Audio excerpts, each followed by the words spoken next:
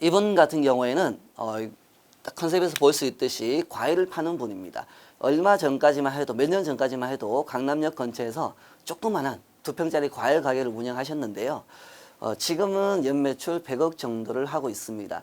물론 이분이 이런 블로그를 해서 100억을 넘겼다라고 하기에는 무리가 있겠지만 이런 마케팅을 안 했다면, 온라인 마케팅을 안 했다면 이런 매출은 일으키기가 좀 힘드셨을 거라 예상됩니다. 이분이 블로그 마케팅을 시작하게 된 이유는 딱 하나입니다. 오프라인에 와서 사과, 배, 딸기 이런 과일을 사던 사람들이 언제부턴가 온라인에서 사기 시작했습니다. 당연히 판매자 입장에서는 고객이 있는 곳으로 먼저 가서 기다려야 되겠죠. 그래서 온라인을 시작하게 됐고 지금은 이게 좀 확장이 돼서 전국 단위로 유통을 하면서 매출을 늘린 그런 케이스입니다. 이분은 글을 참 잘 써요. 대표적으로 컨텐츠를 잘 만들어서 성과를 내는 케이스인데요. 뭐 긴 설명보다는 결과만 잠깐 얘기 드리자면 이분 같은 경우에는 예를 들면 지금부터 블로그를 한번 해보세요라고 하면 보통은 남의 블로그에 있는 거 아니면 뉴스에 있는 거 홈페이지나 뭐 웹사이트에 있는 것들을 가져와서 사진과 내용을 이렇게 조합해서 한마디로 짜집게 해서 글을 씁니다. 그런 글은 아무래도 편하죠. 근데 그런 글이 쌓이면 쌓일수록 나중에 검색 결과에는 전혀 노출이 안 됩니다. 앞서 제가 잠깐 얘기 드린 것처럼 노출이 안 되니까 홍보 효과도 전혀 없습니다. 그리고 그런 글이 쌓이면은 네이버 입장에서는 여기는 품질이 낮다라고 판단을 해서 흔히 말하는 저품질, 아예 노출 자체를 막아버립니다. 자, 그런 이유도 있지만 사실 더 큰 이유는요. 우리 고객이 그런 거를 보러 우리 블로그에 오는 게 아니라는 거죠. 예를 들면 네이버에서 무슨 아까처럼 맛집을 검색했을 때 상위에 보면은 광고가 다 나옵니다. 홈페이지나 카탈로그가 굉장히 잘 되어 있거든요.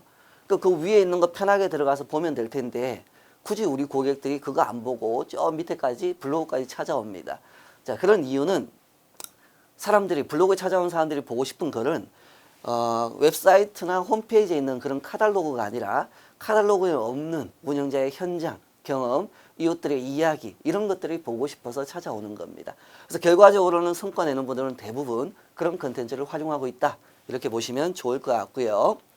자, 두 번째는 이분은 차를 팝니다. 뭐 중고차를 파는 분인데 이분이 어느 날 이렇게 저희 쪽에 찾아오셔서 자기는 이제 블로그를 좀 해야 되겠다라고 말씀하셨어요. 왜 해야 됩니까? 라고 하니까 본인은 차를 안 팔아도 된다고 했어요. 왜냐하면 원래 차를 잘 파는 분입니다. 그런데 왜 합니까? 라고 하니까 특히 이런 세일즈 분야 있죠. 뭐 부동산, 금융 아니면 자동차 이런 세일즈 분야는 경쟁이 굉장히 치열합니다. 앞서 노출되어 있는 그 상위에 노출되어 있는 글들을 보면 대부분 대행사에서 작업을 해서 짜집기 해서 상위 노출하는 그런 글들이 많습니다. 그러다 보니까 이분이 볼 때 어쩌면 저런 글들 중에는 소비자한테 피해를 줄 수도 있겠다라고 판단을 한 겁니다. 그래서 본인이 차는 안 팔아도 되지만 파워 블로거가 돼서 그 고객들한테 우리 그 업계 현장 이야기를 좀 제대로 해주고 싶다. 그런 게 목표였습니다. 자, 근데 문제는 이분이 약간 연배가 있으세요. 있다 보니까 이렇게 자판이 잘 안 될 정도로 지금까지 이걸 해본 적이 한 번도 없는 거예요. 뭐 어떻게 하시겠습니까? 라고 하니까 누가 그러던데 거기다 댓글도 달고 뭐 사람들끼리 이렇게 이웃 관리하고 공감 찍고 이렇게 막 하다 보면 전체적인 품질이 올라가서 상위에 노출된다고 하더라. 내가 시간도 좀 있으니까 그걸 좀 해보겠다라고 했어요. 그래서 알겠다고 했습니다. 자, 앞에 있는 분은 컨텐츠를 잘 써서 성과를 낸 케이스라면 이분 같은 경우에는 그런 이웃 관리라든가 이런 공감, 뭐 소통 관리를 잘해서 성과를 낸 케이스입니다. 하지만 본인의 글이 없는 컨텐츠가 없는 상태에서는 아무리 소통해봐야 성과를 나지 않습니다. 서로 약속을 했습니다. 일주일에 2개의 글을 무조건 쓰세요라고 했어요. 근데 처음부터 글을 잘 쓰진 못하겠죠. 그래서 예전에 쓴 글들은 되게 허술을 했어요. 예를 들면 사진 하나 올리고 글 한 줄 쓰고 뭐 이런 식이었는데 근데 그것도 쓰다 보면은 본인의 경험이기 때문에 글이 늘어나거든요. 지금은 딱 들어가 보시면 이분한테 차를 사야 되겠다라는 생각이 들 만큼 굉장히 잘 씁니다.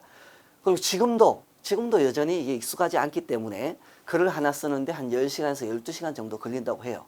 다만 그 글 하나에 차가 한두 대 정도 팔린다라고 보시면 됩니다. 그래서 처음에는 일주일에 2개씩 쓰세요라고 했지만 시간이 지날수록 한 달 지나고 2달 지날수록 일주일에 3개, 4개 글을 쓰게 됐고요.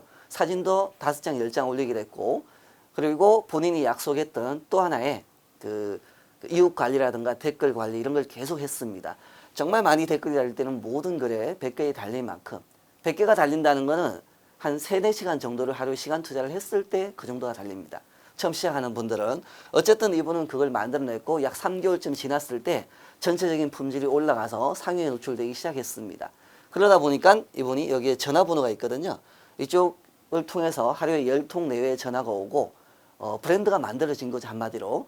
그래서 추천하게 되니까 이분이 차가 팔리게 되는, 차는 안 팔아도 된다고 했지만 어쨌든 브랜드가 생겨서 본인이 원했던 업계에 제대로 된 이야기를 소비자한테 해주게 되었습니다.